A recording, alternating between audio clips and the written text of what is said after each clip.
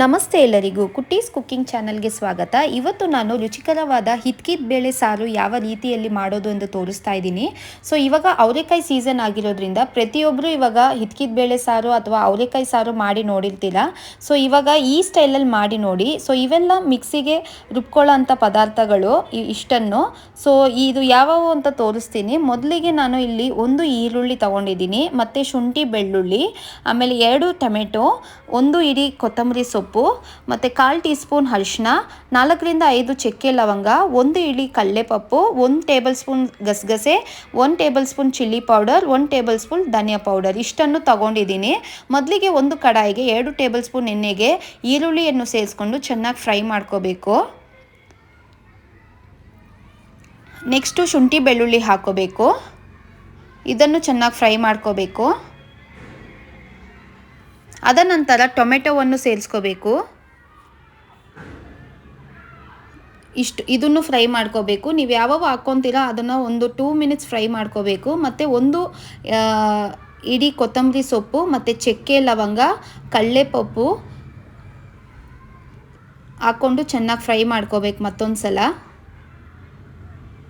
ಮತ್ತು 1 tablespoon ಗಸಗಸೆ, 1/4 tea spoon ಅರಿಶಿನ, ಮತ್ತು 1 ಟೇಬಲ್ ಸ್ಪೂನ್ ಧನಿಯಾ ಪೌಡರ್, 1 ಟೇಬಲ್ ಸ್ಪೂನ್ ಖಾರದ ಪುಡಿ. ಚೆನ್ನಾಗಿ ಇದನ್ನೆಲ್ಲ ಎಣ್ಣೆಯಲ್ಲಿ ಚೆನ್ನಾಗಿ ಫ್ರೈ ಮಾಡ್ಕೋಬೇಕು. ಆಮೇಲೆ 1 ಇಡೀ ತೆಂಗಿನಕಾಯಿ ನೋಡ್ಕೊಂಡು ಹಾಕ್ಕೊಳ್ಳಿ ಫ್ರೆಂಡ್ಸ್. ನಿಮಗೆ ಸಾರು ಗಟ್ಟಿಯಾಗಿ ಬೇಕಾ, ಯಾವ ಥರ ಬೇಕು ಅಂತ ನೋಡಿಕೊಂಡು ನೀವು ತೆಂಗಿನಕಾಯನ್ನು ಸೇರಿಸ್ಕೋಬೋದು. ಸೊ ಇಷ್ಟನ್ನು ಹಾಕಿ ಚೆನ್ನಾಗಿ ಫ್ರೈ ಮಾಡಿ ಇದು ಕೂಲ್ ಆಗೋವರೆಗೂ ಸ್ವಲ್ಪ ಹೊತ್ತು ಬಿಡಬೇಕು. ಕೂಲಾದ ನಂತರ ಒಂದು ಮಿಕ್ಸಿ ಜಾರಿಗೆ ಹಾಕ್ಕೊಂಡು ಈ ಥರ ಫೈನ್ ಪೇಸ್ಟ್ ಮಾಡ್ಕೋಬೇಕು. ಸೊ ಅದ ನಂತರ ಒಂದು ಕುಕ್ಕರಿಗೆ 2 ಟೇಬಲ್ ಸ್ಪೂನ್ ಎಣ್ಣೆ ಸೇರಿಸ್ಕೊಂಡು 1 ಟೇಬಲ್ ಸ್ಪೂನ್ ಸಾಸಿವೆ, 1/4 ಟೀ ಸ್ಪೂನ್ ಹಿಂಗು, ಮತ್ತು 1 ಇಡೀ ಕರಿಬೇವು, ಮತ್ತು 1 ಚಿಕ್ಕ ಈರುಳ್ಳಿಯನ್ನು ಸೇರಿಸ್ಕೋಬೇಕು. ಇಷ್ಟು ಒಗ್ಗರಣೆ ಐಟಮ್ ಆಗಿರೋದ್ರಿಂದ ಇದನ್ನು ಚೆನ್ನಾಗಿ ಫ್ರೈ ಮಾಡ್ಕೋಬೇಕು ಎಣ್ಣೆಯಲ್ಲಿ. ಈರುಳ್ಳಿ ಬ್ರೌನ್ ಆಗೋವರೆಗೂ ಚೆನ್ನಾಗಿ ಬಾಡಿಸ್ಕೊಳ್ಳಿ. ಅದ ನಂತರ ಇಲ್ಲಿ 1 ಆಲೂಗಡ್ಡೆಯನ್ನು ತೊಗೊಂಡಿದ್ದೀನಿ. ಆಲೂಗಡ್ಡೆ ಹಾಕೋದ್ರಿಂದ ಸ್ವಲ್ಪ ಟೇಸ್ಟ್ ಚೆನ್ನಾಗಿರುತ್ತೆ. ಮತ್ತು ಹಿತ್ಕಿದ ಬೇಳೆ ಇಷ್ಟನ್ನು ಹಾಕಿ ಚೆನ್ನಾಗಿ ಎಣ್ಣೆಯಲ್ಲಿ ಫ್ರೈ ಮಾಡ್ಕೋಬೇಕು. ಎಣ್ಣೆಯಲ್ಲಿ ಫ್ರೈ ಮಾಡೋದ್ರಿಂದ ಟೇಸ್ಟ್ ಇನ್ನಷ್ಟು ಚೆನ್ನಾಗಿರುತ್ತೆ.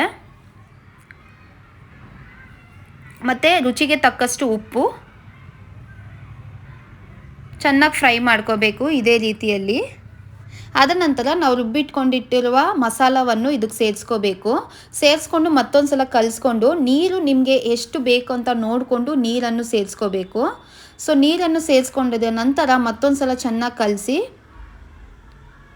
ಕಲಿಸ್ಮೇಲೆ ಇವಾಗ ಕುಕ್ಕರ್ ಲಿಡ್ಡನ್ನು ಕ್ಲೋಸ್ ಮಾಡಿ 1 ವಿಸಲ್ಗೆ ಇದನ್ನು ಕೂಗಿಸ್ಕೋಬೇಕು.